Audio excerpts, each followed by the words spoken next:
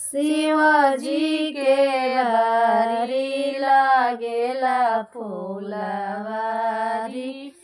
उपजेला भाङ धतुर। शिवजी के बारी लागेला फुलवारी उपजेला भाङ धतुर। यारे केने बाडू गौरा हो सोहा गिनी भङ्गिया र गरी मोहि देउवारे केने बाडू गौरा हो सोहागिनी भङ्गिया र गरी मोहि दे।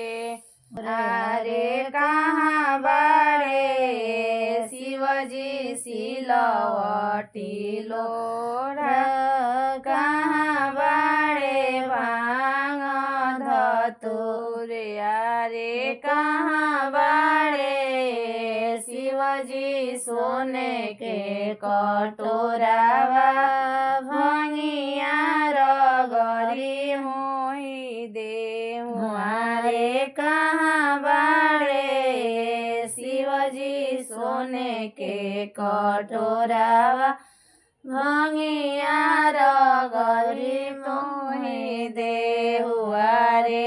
ओरिए बाडे गौरा सिलवट लोढा झोरिए बाडे भाङ धतुर। झोरिए बाडे भाङ धतुर। यारे ताखवा बाडे गौरा सोने के कटोरावा भङ्गिया र गरी मोहि देउवारे ताखवा बाडे गौरा सोने के कटोरावा भङ्गिया र गरी मोहि देउवारे।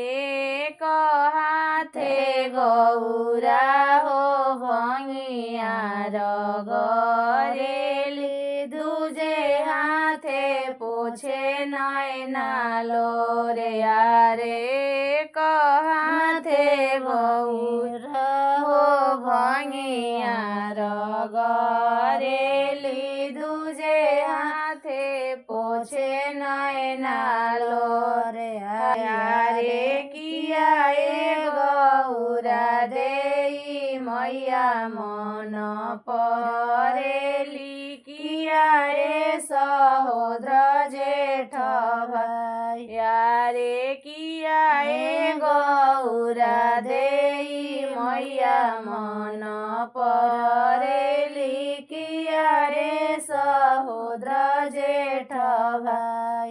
आरे नाही महादेव मैया मन परेली नाही सहोदर जेठ भाइ। यारे नाही महादेव मैया मन परेली नाही सहोदर जेठ भाइ।